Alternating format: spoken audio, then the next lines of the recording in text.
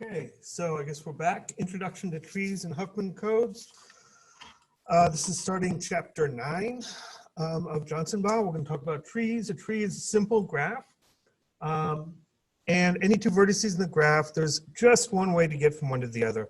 In particular, trees can't have any cycles because the cycle provides two different ways to get from one thing to the other thing, right? Because you can go one way around the cycle or the other way around the cycle. So here's a tree. Given any 2 points, C and B, there's only one way to get from one to the other. You can redraw trees usually as what we call a rooted tree, which is you pick a particular one and say, B, I'm going to make that the root, and then you draw it sort of from that perspective. So B to E, and then E connects to A, C, and F. E connects to A, C, and F, and you can keep redrawing it. So if I wanted to redraw this, suppose I wanted to do this connected at E, right, rooted at E. Well, what's connected to E is C, A, B, and F. So C, A, B, and F. What's connected to C, D, and G. What's connected to F is H. Right? So it's the same graph. They're isomorphic graphs, these two, all three of them are. But they're just drawn in different ways. And so you can pick whatever vertex you want and call that the root. The level of vertex is the length of the path from the root to the vertex. It depends on which thing you call as the root. The height of a tree is the maximum level. So these are not invariants because it depends on which thing you choose as the root. So the height of this tree, what's the maximum level? Well, 1, 2, 3, 4. So the height of the tree rooted at B is 4. 1, 2, 3. The height of the tree rooted at E is 3. A is at the second level because it's 2 levels down, but A is at the first level and the tree rooted at E. So height depends on what you choose as your root, and so definitely not an invariant. Rooted trees, there's a gazillion things of terminology, right? Here's the tree that's rooted at B, so we'll use that sort of as an example. Vertex E is the tree rooted to B, so we're looking at this particular vertex. What's its parent? Parent is B. Parent is just the one directly above it. Ancestors is anything above it, so here that's also just B. Children of E, those are the ones directly below E, so its children's are A, C, and F. Descendants of E is everything below it. So A, C, F, but also D, G, and H. And the siblings to E, well, oops, sorry, E is here. E has no siblings. Right, those are all genealogical terms, right? Think about parent is the one directly above you. Ancestors are everybody above you. Children are directly below you. Descendants are everybody below that. Siblings are people on the same level. Vertex C here, right, has A and F as siblings because E is their common parent. So basic language about trees, nothing spectacular. Terminal vertex is a tree that has no children, and internal vertex is any vertex that's not the root, nor is terminal. So the terminal vertices here, A, G, and H, because they have no children. The internal vertices, E, C, D, and F. C, D, and F. And the root is B. So terminal, internal, and root. Subroots, subtrees means you just take a particular vertex and draw everything below that. So here's E. So subtree rooted at E for the tree rooted at B. So here's the tree rooted at B. The subtree rooted at E is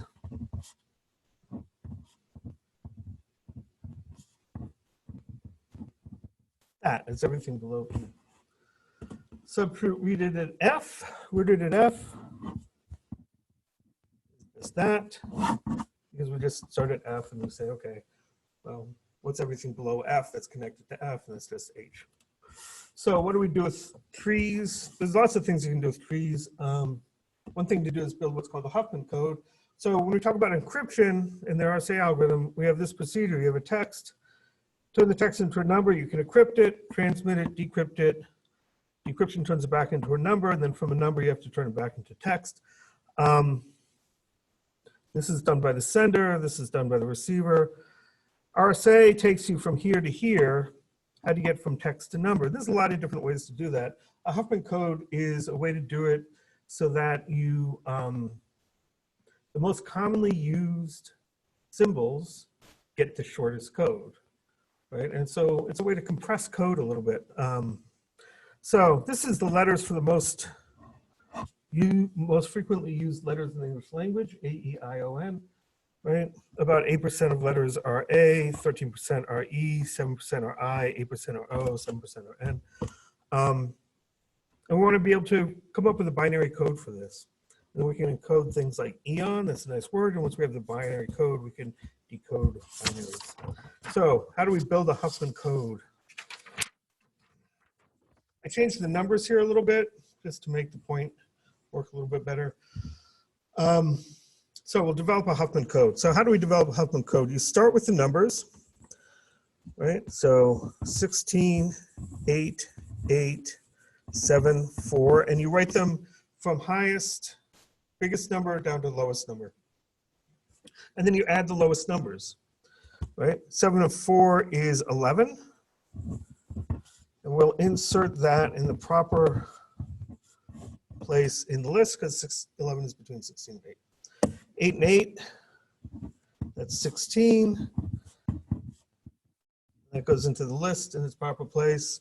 16, 11 is 27. That's bigger than 16. So that goes up there. And then 27, 16 is 43. Now you've come to the end of the row. So that's the way we combine the numbers. From that, we can build a tree. And we'll start with the 43 at the top. Now 43 came from 27 and 16. So 27 and 16. Where did the 27 come from? It came from a 16 and 11. I have to be a little bit careful about my notes. 27 came from a 16 and an 11. Where did this 16 come from? The other 16 came from an 8 and an 8. And where did the 11 came from? That came from a 7 and a 4. So we can build a tree based on this, sort of by making it sideways. And there's our tree. So the terminal vertices correspond to our letters. So let's see. E is a 16, so this is E. A is an 8, so we'll put A here. O is also an 8, so that goes there. 7, that's my I.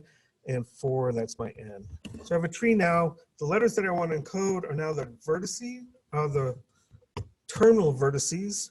The ones that are used more often, 16, 8, and 8, those are of a higher level than the ones that are used less often. How do I turn this into binary? Well, I just decide to make going left 1 and going right 0. So now I have a code. I should have put a third table here. A is 0, 1. E is 1, 1. I is 1, 0, 1. Just follow the path from the top down to your letter. O is 0, 0. And N is 1, 0, 0. So there's my code. And the ones that are shortest, A, E, and O, those are all 2-digit. The ones that are longest are 3-digit. Okay. So what does eon look like? Well, eon is just E, 1, 1, O, 0, 0, and then N, 1, 0, 0.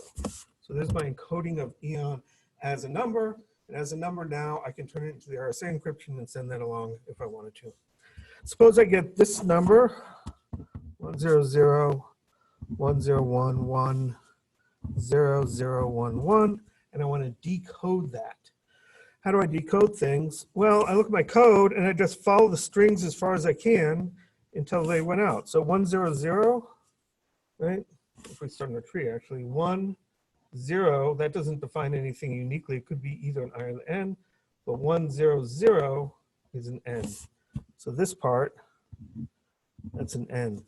And then I look at the next chunk of letters. So we start with 1. That could be either going this way or that way, so we don't know what it is. Look at the next letter, 0, so 1, 0, and then 1, 1, 0, 1, that's an I. 1, 0, 0, 1, 0, 0, that's another N. And then 1, 1 takes me to here, that's my E.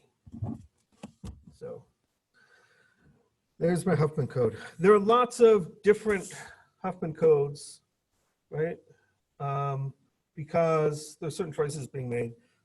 If you can use this in code text, both the sender and the receiver have to know which code is being used. For this one, for example, there's 2 different 16s and there's 2 different 8s, right? So which one of these is A and 0? Well, that was just a random choice. Whether I expanded this 16 as A and 0, or this 16 is A and 0, and this 16 left that at E, that's another choice. So there could be lots of different Huffman codes, but it's a nice way to be able to encode things into binary.